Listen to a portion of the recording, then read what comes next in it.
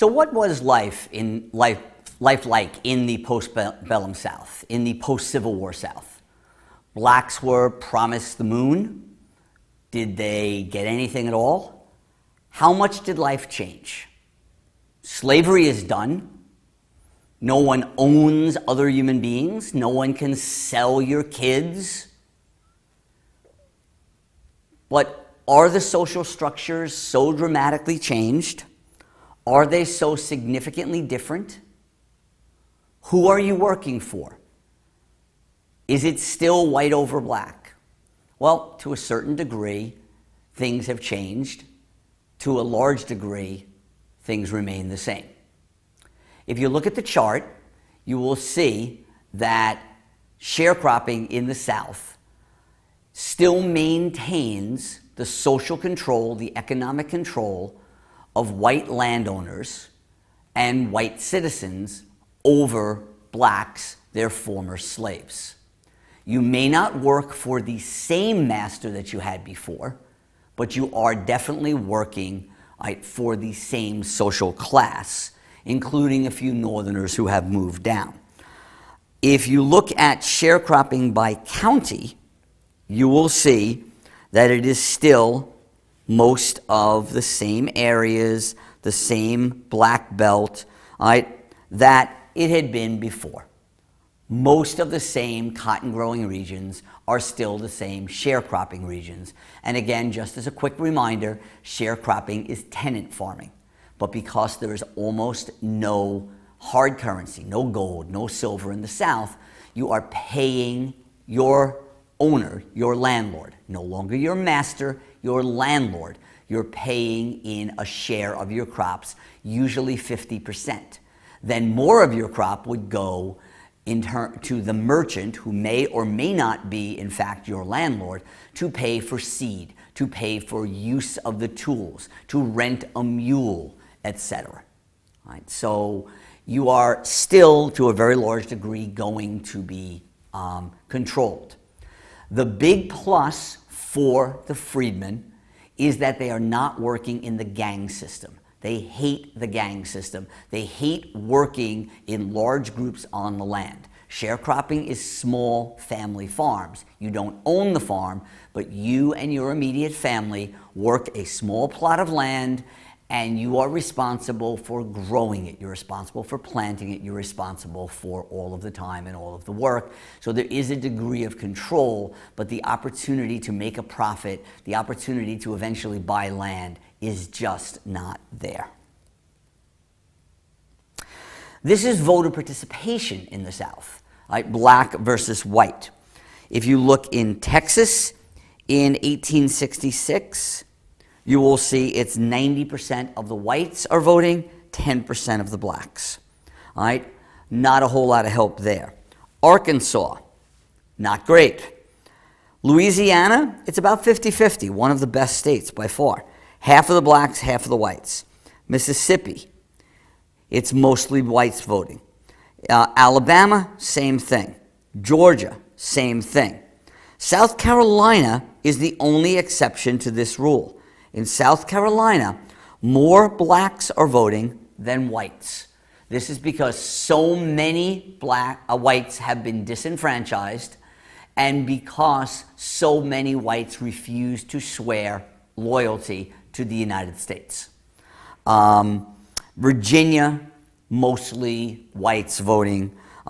Florida and South Carolina are the only ones that are close, maybe Louisiana at 50-50, but you're looking at 3 states. So the idea of Negro rule or blacks dominating the South during Reconstruction is simply not true. It is a myth put forward by blacks in order to discredit Reconstruction. You can also see from this next slide that black colleges are established. This is one of the great legacies and one of the great successes of the Freedmen's Bureau during Reconstruction. Every one of the little red marks is a college established during Reconstruction, And if you look at the blue ones, they're all in the North, and these are black colleges established before the Civil War. There are 5. During Reconstruction, you have about 40. So the establishment of black colleges, what we refer to today as historically black colleges, is a legacy of Reconstruction. About 2/3 of the colleges that were established during Reconstruction are still around today. So clearly, education and higher education for blacks is a positive legacy of Reconstruction, so certainly not all bad. These 7 individuals are the United States senators and United States congressmen elected during Reconstruction. The important thing to keep in mind is there are only 7. 5 of them were free before the Civil War. 2 are Union veterans. So the slaves were not set free and immediately running for office. The idea that illiterate freed slaves were running for office is simply not true. And again, a myth and a criticism that is leveled at Reconstruction that is unfair and simply stated propaganda. This is the image that shows up in popular magazines, both North and South, in order to discredit Reconstruction. The idea that the Southern legislatures were completely dominated by blacks, that they were run by carpetbaggers, scalawags, the Northern whites, the Southern Republicans, and blacks, and that they were out of control, filled with drunks and clowns and illiterates. In fact, the legislators in Southern state legislators that were least likely to be literate were in fact the Southern whites, the so-called scalawags. Most blacks who ran for and attained office were likely to be literate because they were most likely to be freed blacks, or they were Northern soldiers who stayed in the South, and since they were Northerners, they were much more likely to, in fact, have been literate. So blacks in Southern politics, the core were black veterans and free blacks before the war. And it is fair to say that blacks were largely politically unprepared. However, the idea that they were swinging from chandeliers or accepting bribes for their votes, or that they didn't take voting seriously, is unfair. Blacks could register and vote in Southern states starting in 1867. So this is relatively early. Remember, the Civil War ends in 65. The 15th Amendment guarantees federal voting. The 15th Amendment was required because the 14th Amendment guaranteed civil rights. It was assumed that that would include voting. However, women were citizens and they couldn't vote. So when blacks were not given the right to vote based on citizenship, they decided that probably they would need an additional amendment to make sure that the guarantee was really a guarantee and that voting was essentially guaranteed by its own amendment.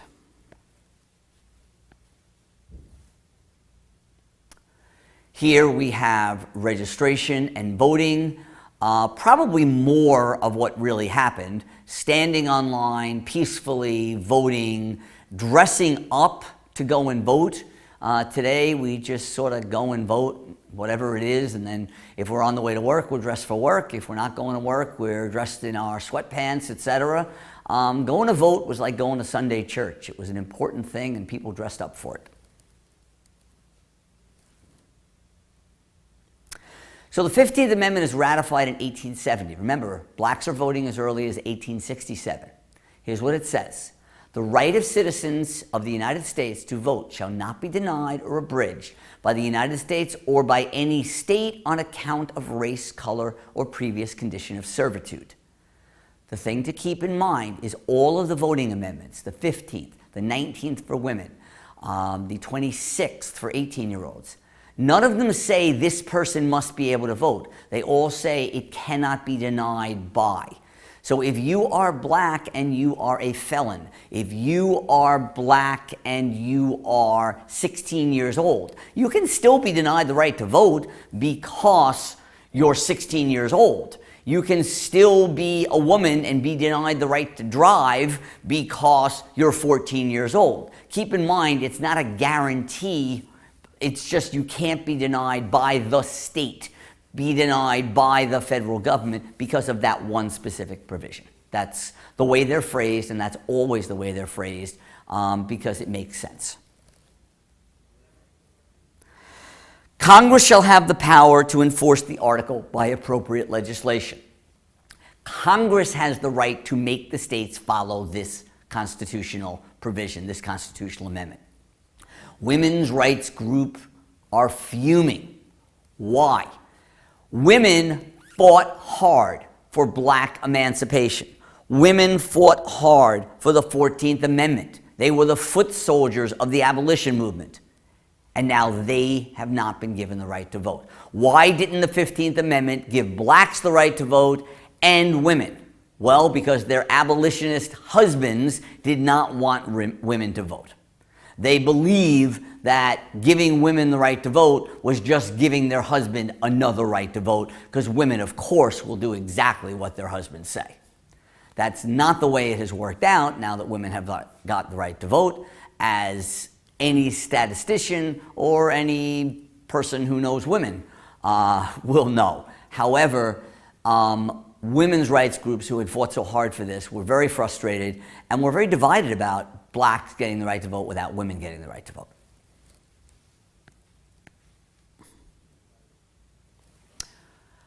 The Invisible Empire of the South, also known as the Ku Klux Klan, all right, KKK. This group and other anti-black groups, and not just anti-black, but other pro-white Protestant,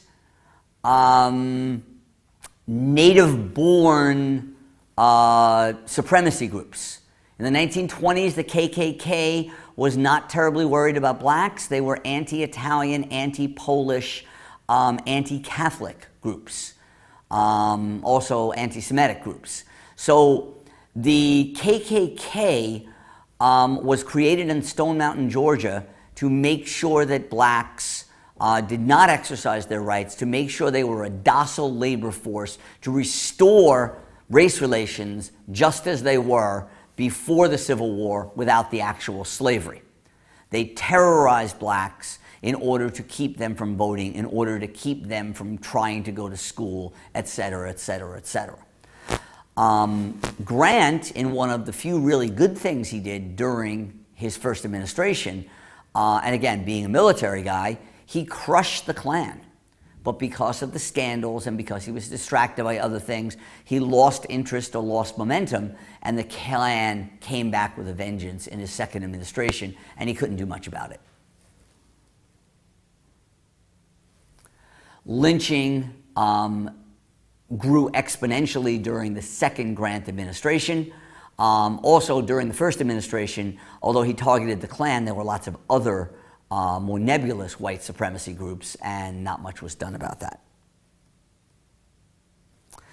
The failure of the federal enforcement was significant. The KKK Act was successful for a little while, but there were other tremendous obstacles. The lost cause, the idea of Southerners thinking that states' rights, and they had lost the war, but that their cause was justified, and states' rights and white supremacy and their dedication to it. The so-called rise of the Redeemers. Why is it that the KKK burns crosses in people's yards? And why do they have a red cross on their white robes? Why do they use the word Redeemers? The notion that they are taking this Christ-like notion and this idea that they are representative of Christianity and Christ, and that they are redeeming the South from the darkness of northern greed and blacks, black being the color of darkness and the color of night and the color of devils. This is pretty scary and pretty frightening. It's represented in one of the most popular movies of all time. 1915 film, Birth of a Nation, glorifies the KKK. And until Snow White, it was the highest grossing movie in the history of the world. Let's repeat that. Highest grossing movie in the history of the world. And in 1915, they were charging $2 at good theaters, right, in order to watch that film. So keep that in mind. The KKK is not just some marginal group. This is a big, big deal, and it is very much part of the Southern idea, and then it comes up north, and there are an awful lot of Northerners who are buying into the notion of redeeming the South. Pretty scary stuff, folks. This is what seems like a fairly typical sharecropper's cabin, although this one actually isn't even a bad one. What is important about this image is, in a positive notion, it is a family image. Sharecroppers want family. They what's known as voting with their feet. When they are set free, many of them just get up and leave. They leave and go someplace that is not all that different from where they are, but they don't want to work for their master. They will work in a sharecropping situation not all that different from where they were working before. They'll pick cotton, but they will pick cotton for someone else, not for their previous master. And they will pick cotton with family members after they reunite their family. They will not pick cotton in a gang with an overseer telling them what to do. They have a quota at the end of the year. They often don't make it. It makes their lives very hard. But it's their quota and it's their decision. And that's a big deal. Civil Rights Act of 1875 is put together by Congress. It has great promise that does not materialize. It is a crime for any individual to deny full and equal use of public accommodations. Blacks and whites should have been able to use the same trains, should have been able to use the same bathrooms. I said should. It prohibits discrimination in jury selection. Blacks and whites, jury of your peers. Sounds promising. Enforced by the federal government. Sounds promising. For a while it was, but 1875 is a little late. What are the shortcomings? The federal government enforces it, but there aren't enough people to enforce it. It's crippled by the Supreme Court, which is filled by a bunch of old white conservatives. No shock that there's no blacks on the court. There's no new Civil Rights Act for another 90 years after this one doesn't really go anywhere. They passed the law. When the Supreme Court scotches it, they don't do anything about it for another significant number of years. Cruikshank, slaughterhouse cases, doesn't work. Nothing happens. Well, we tried. There's a lot of well, we tried going on.